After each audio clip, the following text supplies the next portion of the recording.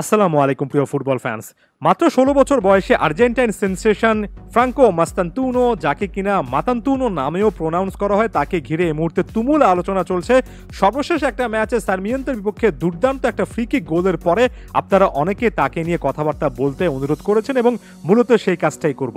তবে সবার আগে বিনীতভাবে একটা অনুরোধ রেখে যাই।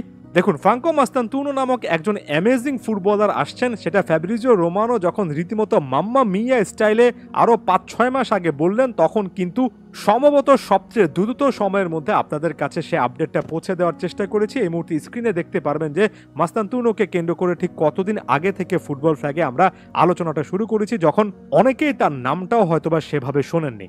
এই কথাগুলো কেন বলছি? কারণ হচ্ছে মাস্তান্তুনো এ প্লেয়ারটার সঙ্গে আপনার পরিচিতি থাকার কথা যদি আপনি ফুটবল ফ্ল্যাগ ফলো করেন, এবং যখন দেখবেন ফুটবল ফ্ল্যাগে এ প্লেয়ারটা সম্পর্কে কথাবার্তা বলা হচ্ছে না, তার মানে হচ্ছে কথাবার্তা নতুন করে বলার মতো কোনো কিছু নেই। এই যে ফ্রি-কিক থেকে অসাধারণ গোলটা দেখলেন, এই স্কিলগুলো, তার ওভারঅল যে একটা ট্যালেন্ট আছে, সকল কিছু আমাদের জানা। নতুন কোনো একটা কিছু আসলে, নতুন আপডেট আসলে তারপর সেখানে জানিয়ে দেওয়ার চেষ্টা করব। না হলে প্রতিটা গোল, প্রতিটা অ্যাসিস্ট নিয়ে যদি বলতে হয়, তাহলে একটাবার চিন্তা করে দেখুন আর্জেন্টিনা সহ সারা বিশ্বে এই মুহূর্তে কি পরিমাণ ট্যালেন্ট আছেন এবং তারা কি কি করছেন। প্রতিটা আপডেট, প্রতিটা গোল, অ্যাসিস্ট চাইলেও কভার করা সম্ভব নয়। আমি যে জিনিসটার জন্য আসলে অপেক্ষা করছিলাম সেটা হচ্ছে ফ্রাঙ্কো মাস্তান্তুনো বা মাতান্তুনো এই প্লেয়ারটা শেষ পর্যন্ত রিয়াল মাদ্রিদে আসবেন কিনা, এই ব্যাপারে কোনো আপডেট আছে কিনা।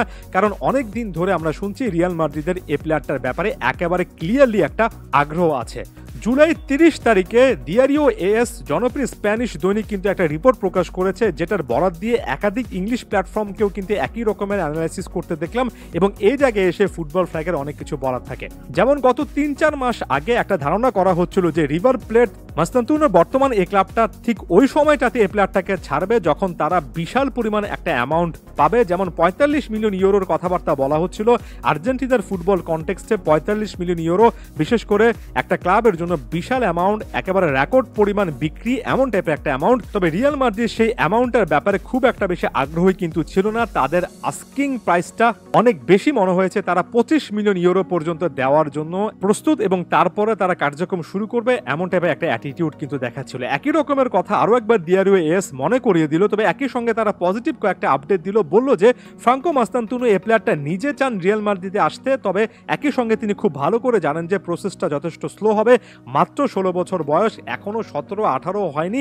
এই সময়টাতে তিনি যদি রিভার প্লেটে থেকে যান এবং রিয়াল মাদ্রিদ যদি তাকে দূর থেকে পর্যবেক্ষণ করে, তাহলে সেটা খুব একটা বেশি খারাপ কোনো কিছু নয়। একই সঙ্গে দিয়ারিও এস খুবই গুরুত্বপূর্ণভাবে জানাচ্ছে যে এখানে এনরিক ফর্মুলাটা হয়তোবা রিয়াল মাদ্রিদ ট্রাই করবে, অর্থাৎ এনরিককে তারা যে পদ্ধতিটা অনুসরণ করে এনেছে একই রকমের পদ্ধতি তারা ফ্রাঙ্কো মাস্তান্তুনোর ক্ষেত্রে অনুসরণ করতে চায়। অর্থাৎ এই প্লেয়ারটাকে সাইন করে ফেলা এবং তাকে রিভার প্লেটে রাখা, বয়সটা ১৮ হলে তারপর আস্তে আস্তে রিয়াল মাদ্রিদে নিয়ে আসা, যে জিনিসটা আমরা এর আগে এনরিকের ক্ষেত্রেও দেখেছি। সাম্প্রতিক সময় তার রিয়াল মাদ্রিদের জার্সিতে প্রেজেন্টেশনটাও কিন্তু দেখেছি।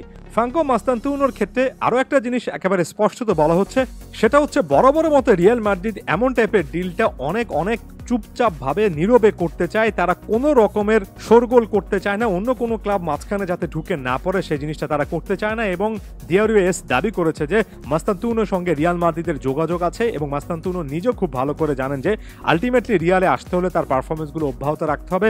আমি আরও একবার বলছি, মাত্র ১৬ বছর বয়সী একজন ফুটবলার যখন আর্জেন্টিনা ব্রাজিলের মতো এমন একটা অঞ্চল থেকে ইউরোপে আসতে চান, তখন প্রসেসটা একটু দীর্ঘায়িত হয়। এটা শুধুমাত্র মাস্তান্তুনোর ক্ষেত্রে নয়, এর আগে একাধিক প্লেয়ারের ক্ষেত্রে প্রযোজ্য ছিল। যদিও মাস্তান্তুনো তার ইতালিয়ান একটা ফ্যামিলি লিঙ্ক ব্যবহার করে 18 বছর না হলেও ইউরোপে চলে আসতে পারবেন, তবে এই মুহূর্তে সেটা ব্যবহার করার সেরকম প্রবণতা দেখা যাচ্ছে না। একই সঙ্গে মাস্তান্তুনো নিজেও খুব ভালো করে জানেন এই মুহূর্তে অন্তত ১-২টো সিজন তিনি যদি রিভার প্লেটের মতো ক্লাবে কাটাতে পারেন, সেখান থেকে যদি আরো বেশি করে শিখতে পারেন, গেম টাইম যদি পান, সেটা তার ওভারঅল শোকেসিং এর জন্য, অর্থাৎ ট্যালেন্ট শোকেসিং এর জন্য ভালো একটা প্ল্যাটফর্মই হবে। সো ইন শর্ট, ভবিষ্যতে ফ্রাঙ্কো মাস্তান্তুনোর আরো অনেক গোল, অ্যাসিস্ট, দুর্দান্ত পারফরমেন্স আমরা দেখতে চাই এবং তারপর আস্তে আস্তে রিয়াল কিংবা বড় এমন কোন একটা ক্লাবের আগ্রহটা আসলে কোন জায়গায় যায়, প্রসেসটা কি হয়, সেই জিনিসটা ব্যাখ্যা করতে চাই। ধন্যবাদ সবাইকে।